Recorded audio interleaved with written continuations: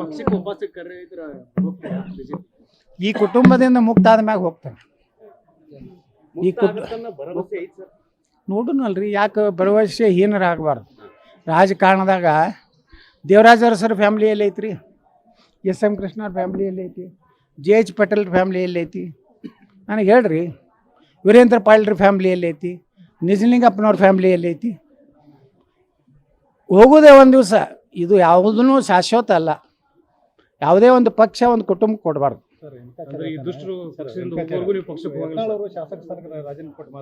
ಮೊದಲು ವಿಜೇಂದ್ರ ರಾಜೀನಾಮೆ ಕೊಡುತ್ತೇಳ್ರಿ. ಯಾಕಂದ್ರೆ ಡಿ.ಕೆ. ಶಿವಕುಮಾರ್ ಹೇಳ್ಯಾನ, ನಮ್ಮ ಭಿಕ್ಷೆಯಿಂದ ನೀವು ಹಾಗೆ ಹೇಳ್ಯಾರಿಲ್ಲ, ನೀವು ಮಾಧ್ಯಮದವ್ರು ಹೇಳ್ರಿ ಏನಂತ ಹೇಳ್ಯಾರಿ, ನಮ್ಮ ಭಿಕ್ಷೆಯಿಂದ ನೀ MLA ಆಗಿಯಪ್ಪ, ವಿಧಾನಸಭಾ ಕಟ್ಟಿ ಹತ್ತಿದ್ದೆ, ನಾವು ಏನಾರ ನಾಗರಾಜಗೌಡ ಕೊಟ್ಟಿದ್ರೆ ನೀನು 30,000 ಲಗ ಹೊಡಿತಿದ್ದೆ ಅಂತ ಹೇಳಿದ್ದ.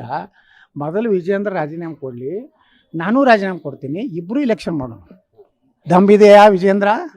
ಇಂಥ ಹಂದಿಗಳಿಂದ ಯಾಕೆ ಮಾತಾಡಿಸ್ತೀವಿ ವಿಜೇಂದ್ರ? ಹಾಂ, ತಾವೊಬ್ಬ ಸ್ವಾಮಿಯಾಗಿ SC ಸರ್ಟಿಫಿಕೇಟ್ ಕೊಡೋ ನಾಚಿಕೆ ಆಗೋದಿಲ್ಲ ವಿಜೇಂದ್ರ?